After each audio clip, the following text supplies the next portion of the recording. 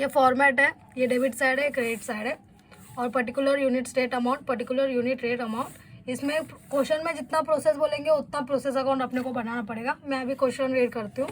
Question number 8, product A is obtain after it process through process x y and z. 3 process है इधर, तो अपने को 3 process account बनाना पड़ता है।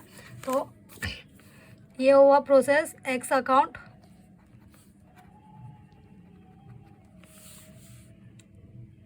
ये दूसरा है प्रोसेस वाई अकाउंट, ये तीसरा है प्रोसेस जेड अकाउंट। आप इंट्रोडक्शन वीडियो पहला देखो, इंट्रोडक्शन नहीं समझेगा तो आप डायरेक्ट सम पे नहीं आ सकते हो, सम नहीं समझेगा।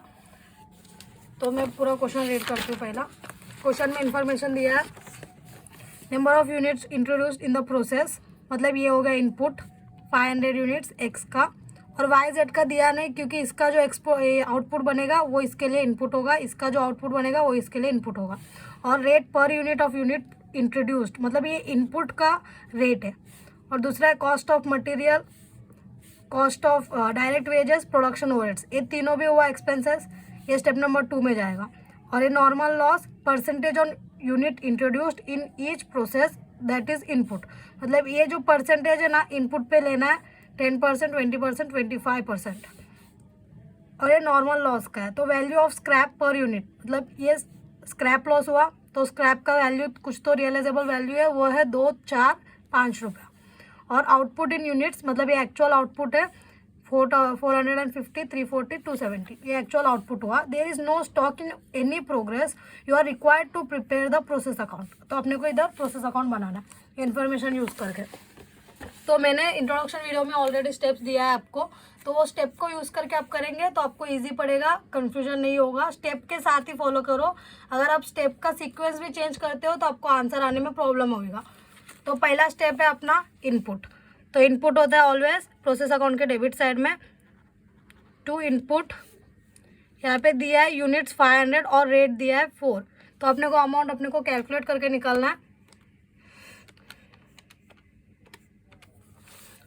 2000। ये हुआ पहला स्टेप। सेकेंड स्टेप है ऑल एक्सपेंसेस डेबिट साइड, तो इसमें एक्सपेंस है पहला वाला कॉस्ट ऑफ मटेरियल,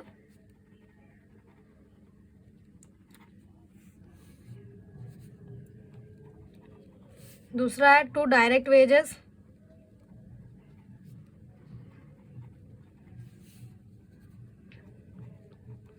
और तीसरा है प्रोडक्शन ओवरहेड्स।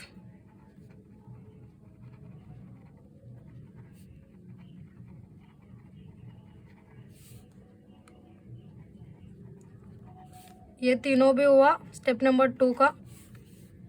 कभी भी याद रखो एक्सपेंसेस का यूनिट्स और रेट पे नहीं होता है एक्सपेंसेस, तो डायरेक्ट अमाउंट का कॉलम में लिखना रहता है। फिर थर्ड वाला स्टेप है अपना normal loss. Normal loss is always credit side, तो नॉर्मल लॉस में वेरिफिकेशन करना रहता है स्क्रैप लॉस, वेट लॉस। तो इसमें अपने को सिर्फ स्क्रैप लॉस दिया है तो इसलिए स्क्रैप लॉस लिखेंगे। स्क्रैप लॉस अपने को डायरेक्ट अमाउंट नहीं देते, परसेंटेज देते, तो 10% बोला है, तो 10% के हमेशा किस पे लेना है, इनपुट पे। तो 500 का 10% लेंगे 50, और इसका वैल्यू दिया है लोग ने रेट क्वेश्चन में। तो नॉर्मल लॉस का पर यूनिट का वैल्यू है 2 रुपीज़, तो ये हुआ 100। ये हो गया अपना थर्ड स्टेप। फोर्थ स्टेप है सीपीयू कैलकुलेट करना, तो अपने को इधर वर्किंग नोट बनाना पड़ेगा। तो फोर्थ वाला स्टेप है सीपीयू।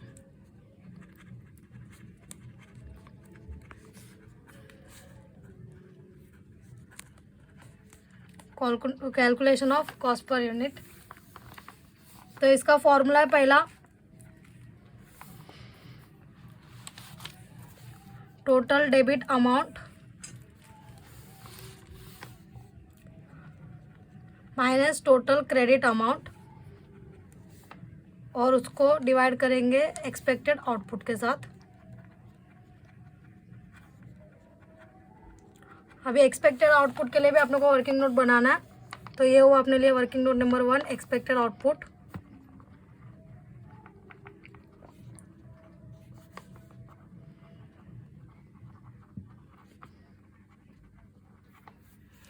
तो इसमें पहला लिखेंगे इनपुट, अपने इनपुट कितना डाला था, तो इधर लिखते हो प्रोसेस एक्स का इनपुट है 500, उसमें से लेस करेंगे नॉर्मल लॉस। नॉर्मल लॉस कितना हुआ था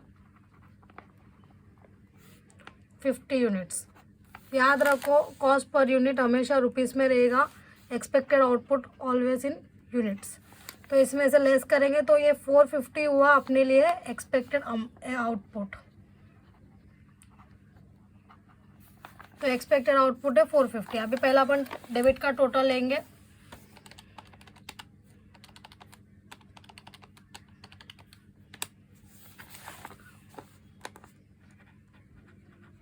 उसमें से क्रेडिट का टोटल लेस करेंगे और उसको डिवाइड करेंगे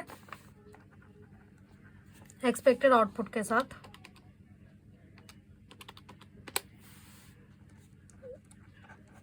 आपको ये डायरेक्ट नहीं समझ में आता है तो पहले इसको लेस करो, फिर उसके बाद वो एक स्टेप लिख लो आप, फिर उसके बाद डिवाइड करो। तो ये प्रोसेस एक्स का हुआ।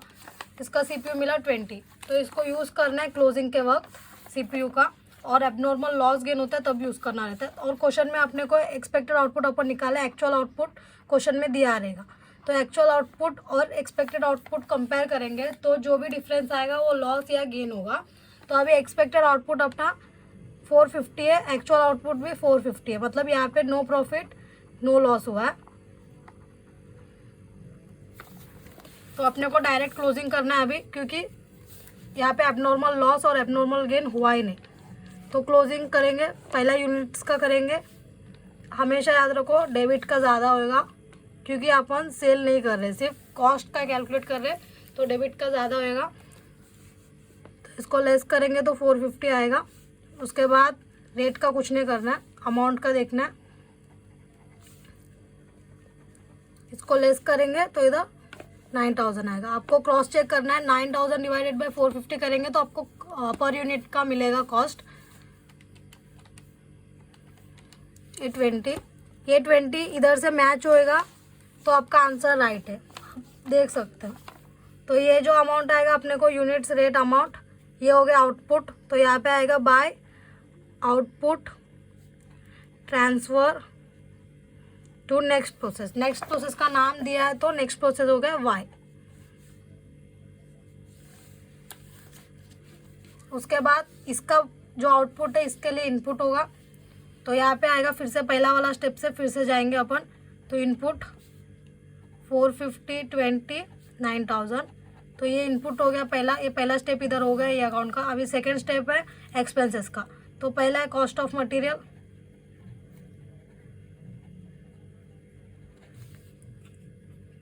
टू डायरेक्ट वेजेस,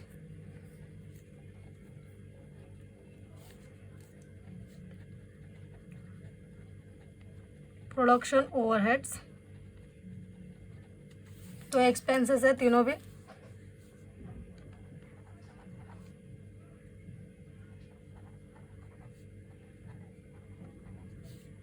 तो ये हो गया स्टेप नंबर 2। उसके बाद स्टेप नंबर 3 है normal loss. Normal loss always credit side. तो नॉर्मल लॉस में अपने को हुआ था स्क्रैप लॉस। तो स्क्रैप लॉस का परसेंटेज इसमें दिया है 20%। तो ये 20% भी इसका इनपुट पे लेंगे। तो 90 यूनिट्स का लॉस हुआ था। लॉस का रियलाइजेबल वैल्यू दिया है यहाँ पे पर यूनिट का 4। तो 90 इंटू 4 360 का नॉर्मल लॉस हुआ। तो अभी सेम पहले एक्सपेक्टेड आउटपुट कैलकुलेट करेंगे, उसके बाद सीपीयू करेंगे, क्योंकि ये थर्ड स्टेप हो गया।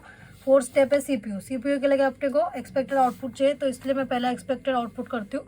प्रोसेस वाई का इनपुट था 450, तो उसमें लॉस हुआ है 90 का। तो आपको एक्सपेक्टेड आउटपुट मिल जाएगा 450 माइनस 90 करेंगे तो 360 एक्सपेक्टेड आउटपुट था। तो अपने को पहला ये सीपीयू कैलकुलेट करेंगे, टोटल ऑफ डेबिट साइड।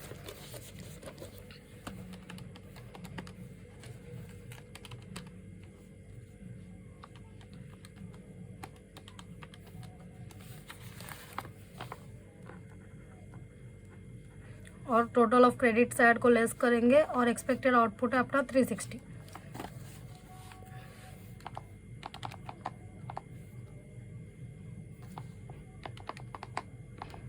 तो अपना सीपीयू आ रहा है 50 रुपीज़।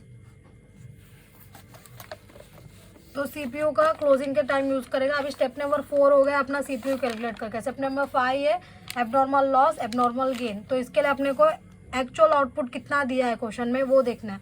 तो यहाँ पे क्वेश्चन में एक्चुअल आउटपुट दिया है 340।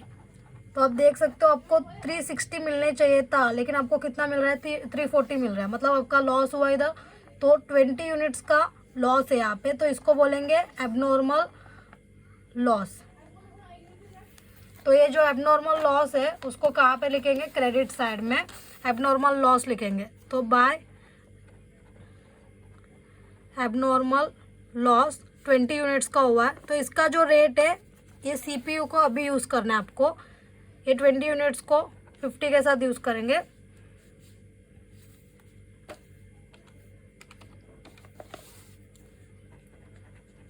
तो एबनॉर्मल लॉस स्टेप नंबर 5 भी होगा इधर अपना। तो अभी स्टेप नंबर 6 है क्लोजिंग।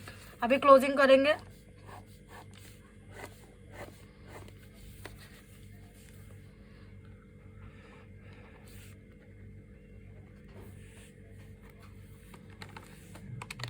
$450 माइनस 90 नॉर्मल लॉस का है और ये 20 यूनिट्स एबनॉर्मल लॉस का है। तो अपने को एक्सपेक्टेड ये एक्चुअल आउटपुट आ रहा है 340। उसके बाद इसका टोटल है 18,360।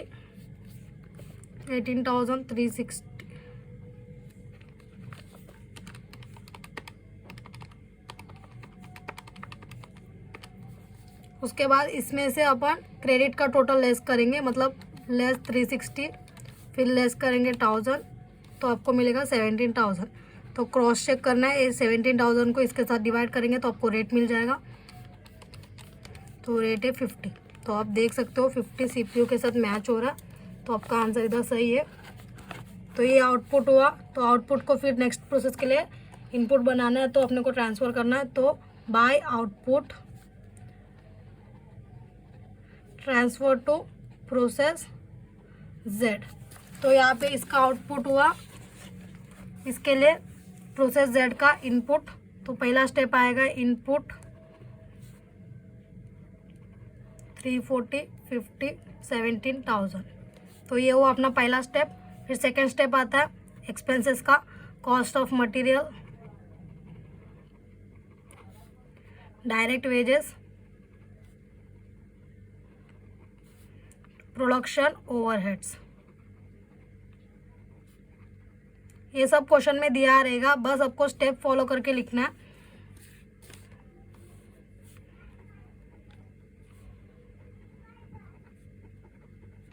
यहाँ तो एक हो गया अपना स्टेप नंबर 2। अभी स्टेप नंबर 3 है normal loss. Normal loss credit side में। नॉर्मल लॉस में हुआ है अपना स्क्रैप लॉस। स्क्रैप लॉस यहाँ पे परसेंटेज दिया 25%। तो याद रखो इसका जो स्क्रैप लॉस का परसेंटेज यूनिट्स पे लेना है इनपुट पे। तो 340 का 25% लेंगे, 85 यूनिट्स का नॉर्मल लॉस हुआ और इसका रियलाइजेबल वैल्यू दिया है यहाँ पे क्वेश्चन में 5 रुपीज़ पर स्क्रैप वैल्यू। तो इसको मल्टीप्लाई करेंगे 5 से तो आपको मिल जाएगा नॉर्मल लॉस का अमाउंट। तो यहाँ पे स्टेप नंबर 3 हो गया। अभी स्टेप नंबर 4 है सीपीयू। तो सीपीयू के लिए अपन एक्सपेक्टेड आउटपुट कैलकुलेट करेंगे। तो प्रोसेस Z का पहला इनपुट कितना है 340, क्योंकि आपको पता है इसका आउटपुट इसके लिए इनपुट होगा। फिर ये हुआ Z का इनपुट। फिर उसके बाद नॉर्मल लॉस हुआ था 85 यूनिट्स का। तो 340 माइनस 85 ये हुआ 255। तो आपको 255 एक्सपेक्टेड आउटपुट है। फिर उसके बाद सीपीयू कैलकुलेट करेंगे टोटल ऑफ डेबिट साइड।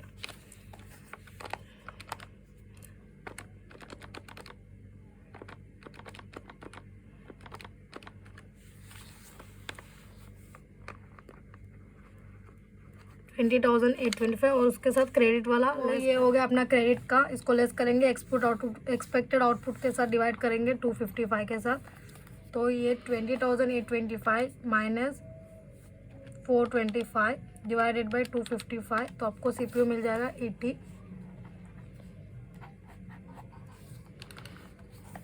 अभी एब्नॉर्मल लॉस हुआ है कि गेन हुआ है, क्या हुआ है, उसके लिए अपने को एक्चुअल आउटपुट को एक्सपेक्टेड आउटपुट के साथ कंपेयर करना है। तो एक्चुअल आउटपुट क्वेश्चन में दिया है 270।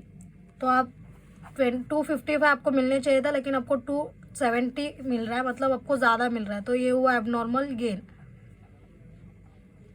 तो कितने का एबनॉर्मल गेन हुआ है? 255 माइनस 270, 15 यूनिट्स का एबनॉर्मल गेन हुआ है। तो abnormal gain always credit side, debit side जाएगा, क्योंकि लॉस होता है तो अपन क्रेडिट में रिकॉर्ड करते हैं, तो प्रॉफिट हुआ तो डेबिट में रिकॉर्ड करेंगे। तो यहाँ पे आएगा 2 एबनॉर्मल गेन। तो इसका यूनिट है 15 यूनिट्स, और इसका सीपीयू भी सीपीयू पे लेना है, इसका रेट तो 80 को माइनस इंटू करेंगे, 15 इंटू 80, 1200 अपना एबनॉर्मल गेन हुआ है। उसके बाद ये हो गया अपना 5th वाला स्टेप। अभी करेंगे क्लोजिंग। क्लोजिंग लास्ट वाला 6th वाला स्टेप है।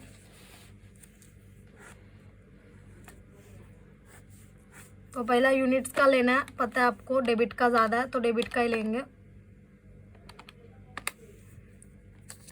355, 355,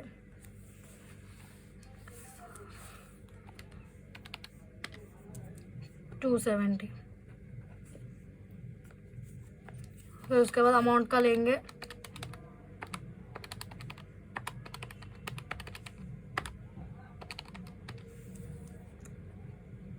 20,025, 22,025। उसके बाद लेस करेंगे क्रेडिट का 21,600। इसको अभी डिवाइड करेंगे यूनिट्स के साथ, तो आपको रेट मिल जाएगा। तो 80 आपका रेट है, तो आपका मैच हुआ है कैलकुलेशन ऑफ सीपीयू में 80, और ये रेट मैच हुआ। तो यहाँ पे क्लोजिंग हो गया इसका। तो ये हुआ अपना आउटपुट। तो बाय आउटपुट, यहाँ पे इसका नेक्स्ट प्रोसेस नहीं है, तो ये ही डायरेक्ट जाएगा फिनिश स्टॉक में। तो output transfer to finish stock. तो यहाँ पे आपका सम खत्म हो गया। तो आप कुछ भी नहीं करना है, बस स्टेप को फॉलो करके करना है। स्टेप को फॉलो करके करेंगे तो आपको बहुत इजी जाएगा। इसमें पूरा 3 अकाउंट बनाना है, और यहाँ पे ये वर्किंग नोट है। सीपीयू बनाएंगे तो ये आपको ये आंसर मैच करने के लिए इजी पड़ेगा, और ये सीपीयू बनाने के लिए आपको एक्सपेक्टेड आउटपुट चाहिए, इसलिए एक्सपेक्टेड आउटपुट का भी बनाना है। तो अब ये सब साथ में करेंगे तो आपको ईजी पड़ेगा। तो आप पहला एक एक प्रोसेस का करो, उसके बाद एक्सपेक्टेड आउटपुट कैलकुलेट करने के बाद सीपीयू कैलकुलेट करो, तब आपको ईजी पड़ेगा।